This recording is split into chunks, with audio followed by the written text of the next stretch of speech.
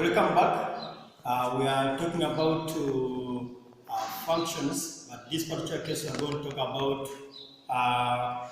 relative and absolute references. When we talk of relative references, they are references which actually change as you change cells, and absolute those ones do not change when you change cells. Let us go and show it practically on the computer. Thank you very much. In this part of the video, we are going to look at functions. There is a difference between functions and formulas. If you try to be keen, there is actually a very big difference between functions and formulas. A function is a predefined formula that performs calculations using specific values in a particular order.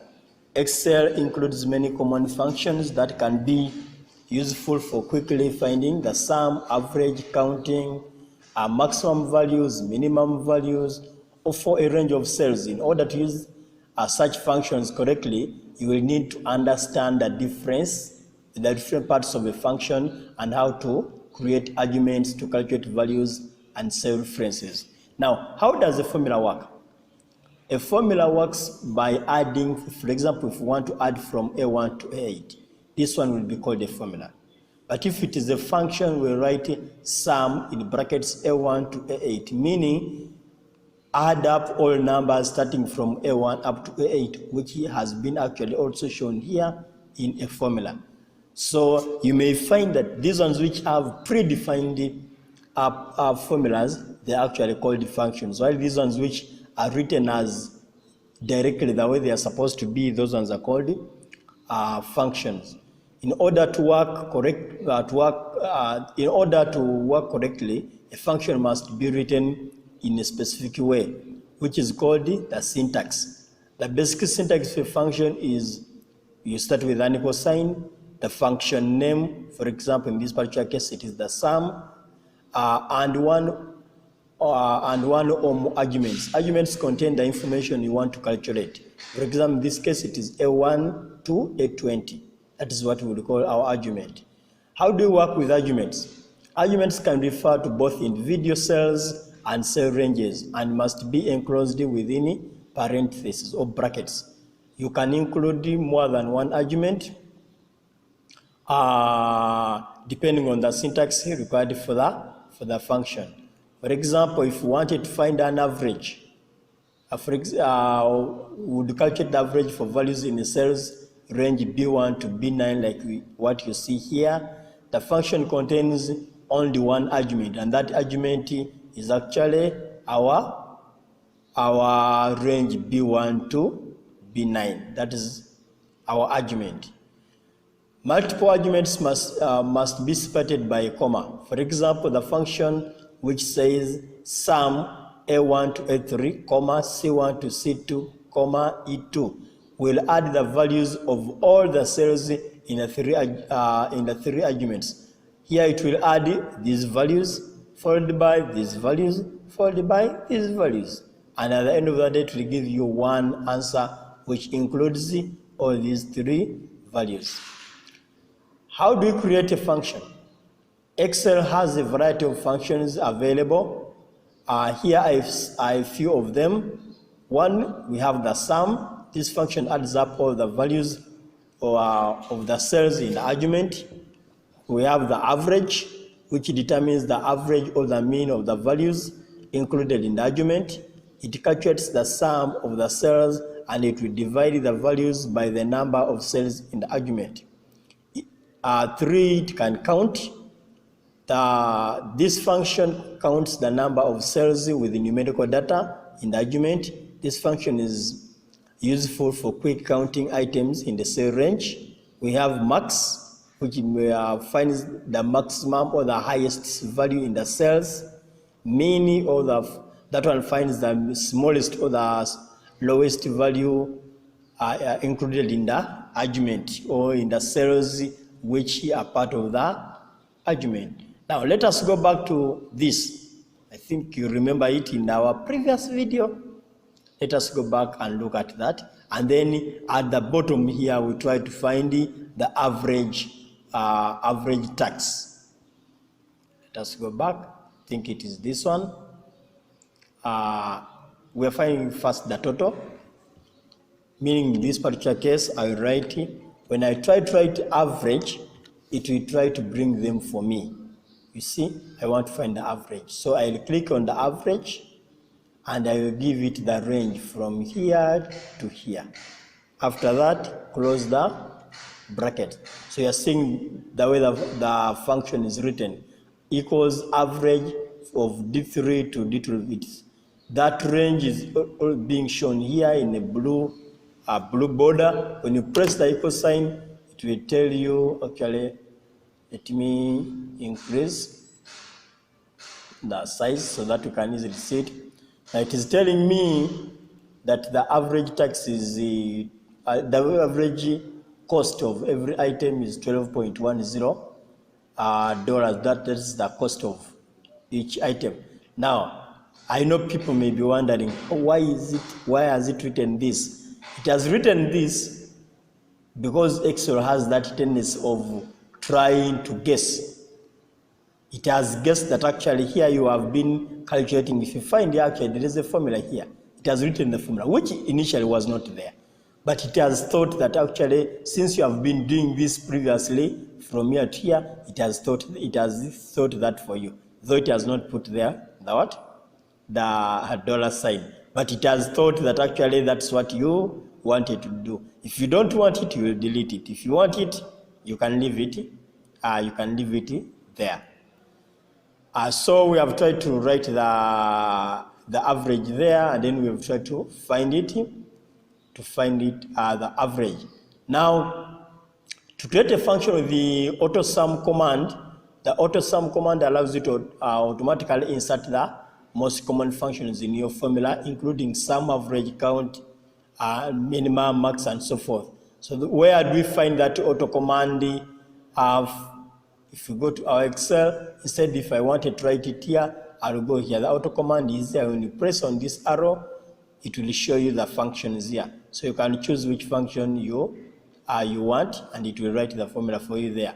For example, if I wanted the average, I press average. You are seeing where it is trying to show me. It is trying to show me that actually, do you want to find average of D3 to D12? If I want to say yes, press enter, and you will get your answer directly. So it is there. Briefly, everything which is being written here is exactly what we are talking about. Try to, now this is a level challenge, try to do an AutoSum, try to use AutoSum, average, and try to find the maximum number or minimum number of a given range using AutoSum. We use most frequently will depend on the type of data your workbooks contain.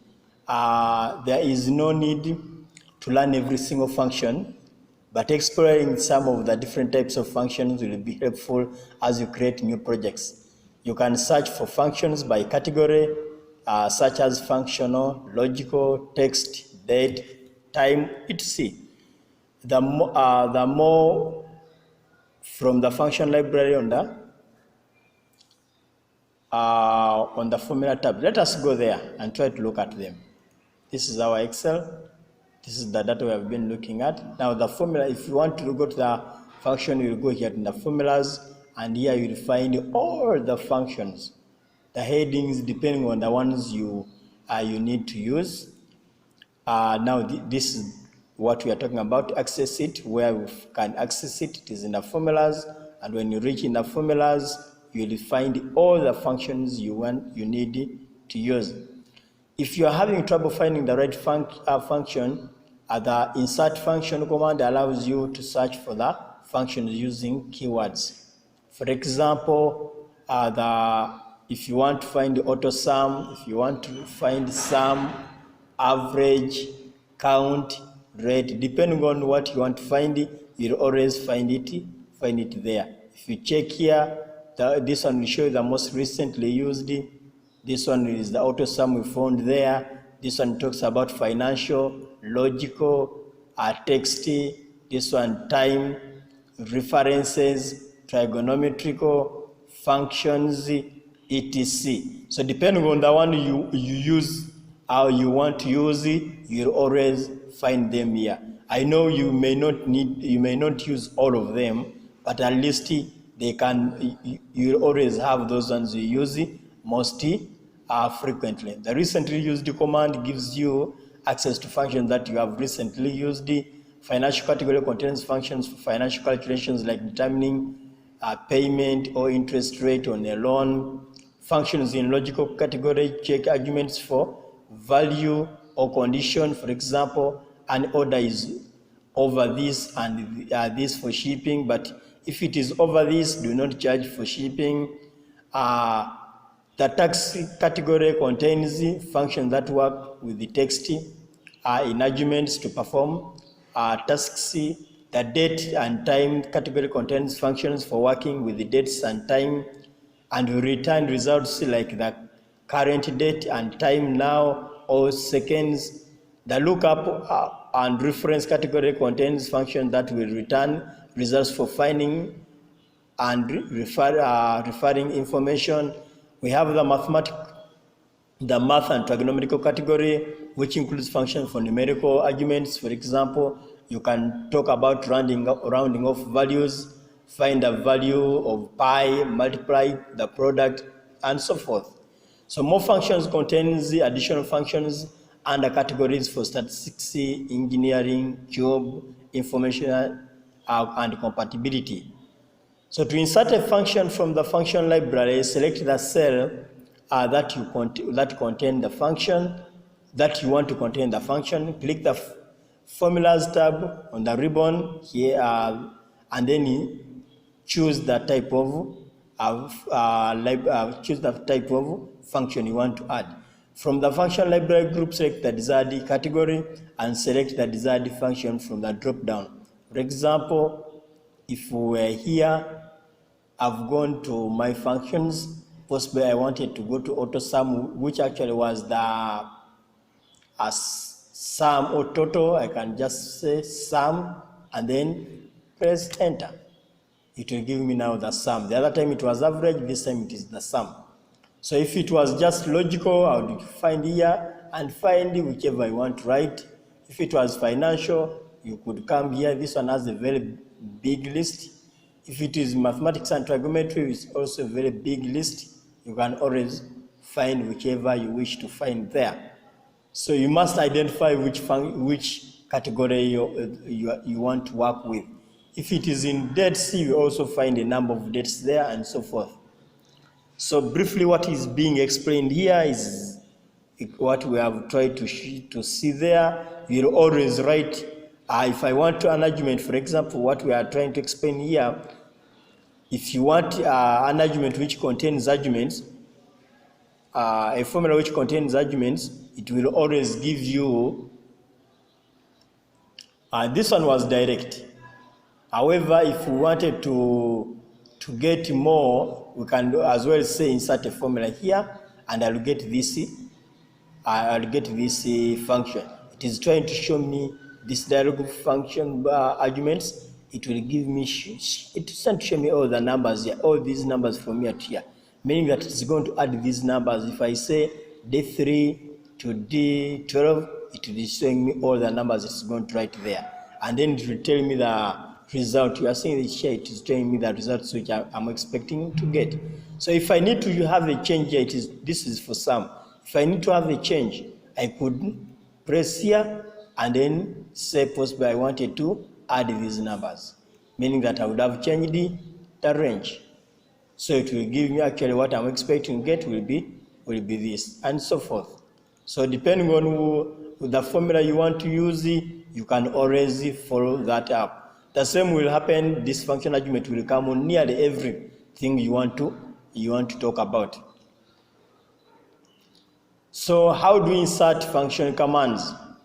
If you are having trouble finding the right function, the insert function command allows you to search for the functions using keywords. For example, if we come here, I want to insert here, insert function, it will give me, try to check, all the formulas will be here.